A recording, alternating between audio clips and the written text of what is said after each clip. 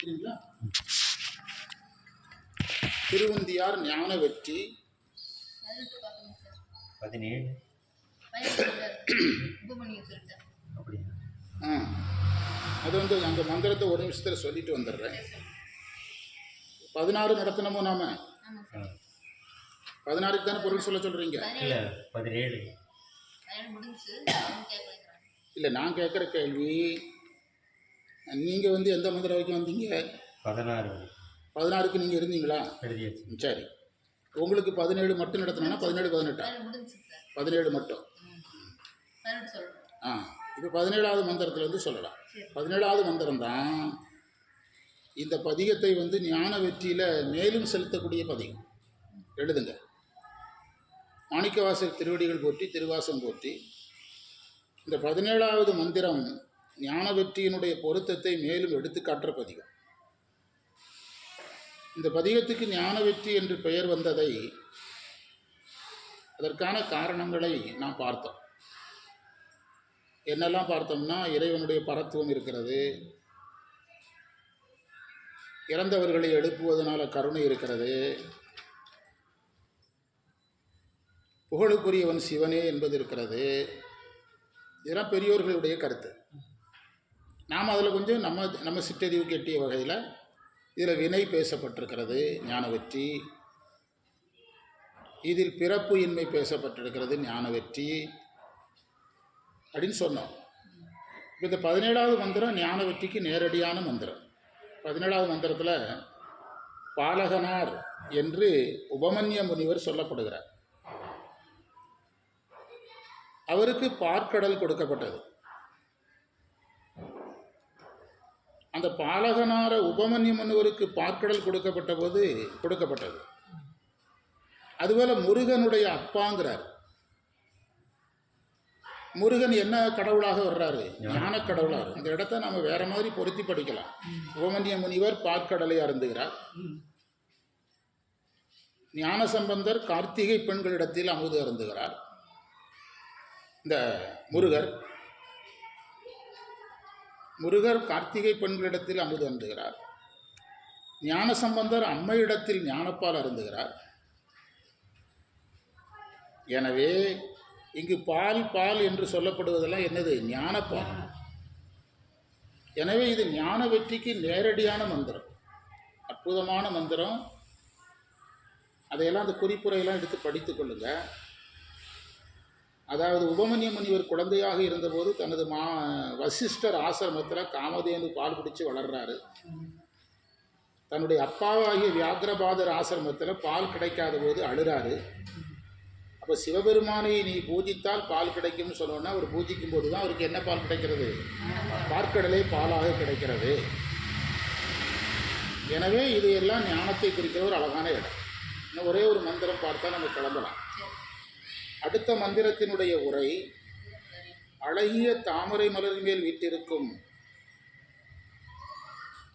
அயனுடைய அல்லது பிரம்மனுடைய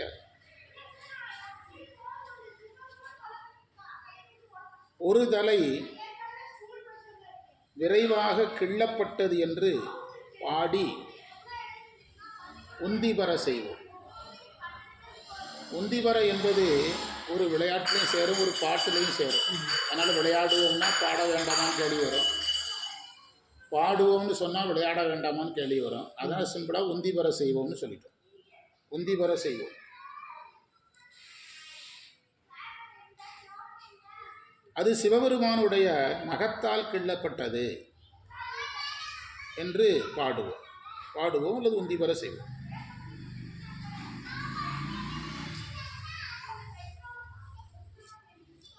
குறிப்புரை, அயன் சிவனைப் போல தனக்கும் 5 தலை இருப்பதாக செருக்கு கொண்டார்.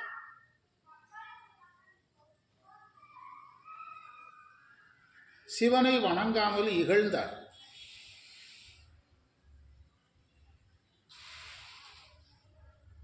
பிரம்மனுடைய நடுத்தலையை வைரவர் நுனி நகத்தால் கிள்ளினார். இந்த மந்திரத்தில் ஒல்லை என்றால் விரைவாக அர்த்தம், உகிர்னா நகம்னு அர்த்தம்,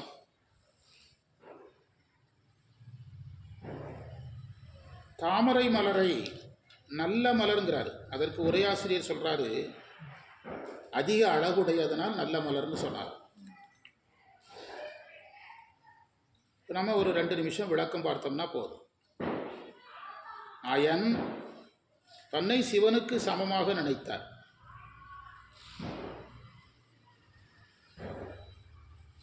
அது சிவ பரத்துவத்துக்கு எதிரானது. சிவபரத்துவத்துக்கு எதிரானதுன்னா சிவனை முழுமுதல் பரம்பொருளா பார்க்கிறதுக்கு எதிரானது.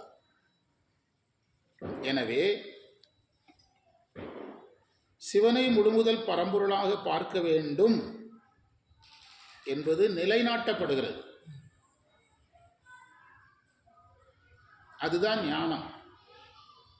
பிரம்மனுக்கு வந்தது முனைப்பு. முனைப்பு வரக்கூடாது. என்ன வரணும்? ஞானம் வரணும். அந்த ஞானம் இங்கு வைரவரால்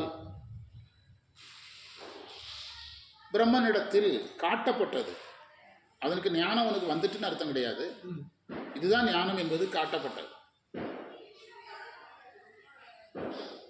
எனவே இது ஞான வெற்றி ஆகிறது. இதில் பிரம்மதேவர் இதற்கு முன்பு வந்த குறிப்புகள் இருக்கிறதா தான் நினைக்கிறேன். மந்திரம் 14 பிரம்மதேவர் வர்றாரு. அவர் மீண்டும் மீண்டும் வருவதற்கு நிறைய காரணங்கள் நம்ம கண்டுபிடிக்கலாம். முக்கிய காரணம், அவர் வேதம் படித்தவர். வேதம் படித்த ஒரு தேவர்னா திருமாலுக்கு அடுத்த பெரிய கடவுள் அவர் தான். அவரே இந்த மாதிரி ஒரு தப்பை செய்கிறத யார் ஏற்க மாட்டேங்கிறார்? மாணிக்கவாசகரும் ஏற்கவில்லை, வேதங்களும் ஏற்கல. நாம் சொல்கிறோம்ல, நீயா இருந்து இப்படி ஒரு தப்பு பண்ணிட்டியா? நம்ம வழக்கில் என்ன சொல்கிறோம்னா, அவன் ஒரு சின்ன பையன், அறியாமல் செஞ்சான், படிக்காதவன் செஞ்சான். படித்தவனாக இருந்து இப்படி ஒரு தப்பு பண்ணிட்டான் அப்படின்னு சொல்லிட்டு நம்ம வழக்கில் சொல்கிறோம்ல. படித்தவனாக இருந்து இப்படி ஒரு தப்பு பண்ணிட்டேன்னு சொல்கிறோம் பார்த்தீங்களா? பிரம்மசேவர் செய்தது மிகப்பெரிய தவறு. என்ன படித்துக்கொண்டு, வேதங்களை படித்துக்கொண்டு, வேதங்களை ஓதிக்கொண்டு, அந்த சிவனுக்கு பூஜை செய்து கொண்டு, இப்போ தானே பாடினாங்க, தோளுடைய செய்வியின் பாட்டில் வருது இல்லை, சிவனுக்கு பூஜை செய்கின்ற அளவுக்கு இருந்து கொண்டு கடைசியில் தன்னை யாராக கருதினான்? சிவனாக கருதி. எனவே அதனால தான் பிரம்மதேவரை திரும்ப திரும்ப எடுத்து சொல்கிறார். நம்ம வீட்டிலையே ஒரு தப்பு நடந்துட்டா கூட ஒரு 10,000 ரூபா லாஸ் ஆகிட்டு நம்ம பசங்க 3 பேரை நம்பி ஒரு வியாபாரத்தை கொடுத்துருந்தோம்னா அப்போ யாரை பிடிச்சி தான் கடிப்பார்? மூத்தவனை தான் பிடிச்சி கடிப்பார். நீ ஒரு படித்தவனாக இருந்து பெரியவனாக இருந்து இப்படி விட்டுருக்கிற சின்ன பசங்களுக்கு தான் விவரம் தெரியாது வரல. அதில் தான் இப்போ யார் மாற்றா? பிரம்மன் மாற்றா. அறிவுன்னு வரும்போது திருமாலை விட முக்கியம் யார்? பிரம்மன். தேவர்கள் இந்திரனை விட்டுருங்க, அவன் இந்திர போகத்திலே கவனம், அவன் படிக்கலை. அதனால தான் மாணிக்கவாசகர் அவனை திரும்ப திரும்ப எடுத்து, அதை நீங்கள் எழுதுங்க, ஞானத்தை கற்றுக்கொண்டு ஞானத்துக்கு எதிராக செயல்படுகிறார். ஞான நூல்களை கற்றுக்கொண்டு ஞான நூலினுடைய கருத்துக்கு எதிராக நீ செயல்படுகிறாய். அது தவறு என்று உணர்த்தப்படுறதுனால இது என்ன வெற்றியாகிறது? ஞான வெற்றி ஆகிறது என்று எடுத்துக்கொள்ள வேண்டும். இந்த அளவில் நாம் இந்த பாடப்பகுதியை நிறைவு செய்வோம். ஒரு பதிகத்தை 2 மாதமாக படிக்கிறோம், எந்த பதட்டமும் இல்லாமல். இதுதான் உண்மையான பாடம். இந்த அளவில் நிறைவு செய்வோம். இன்று நமக்கு கிடைத்த அனைத்து சிறப்புகளையும் என்னுடைய குருநாதர் சம்பந்த சரணாலயடிகள் திருவடிகளில் எண்ணமலர்களாக சமர்ப்பித்து எதியமை பணிகொடும் ஆரதி கேட்ப எப்பெருமான் பள்ளி எழுந்தருளாய் என்று நாளை பணி நோக்கி செல்வோம். சிவாய நம. சிவாய நம.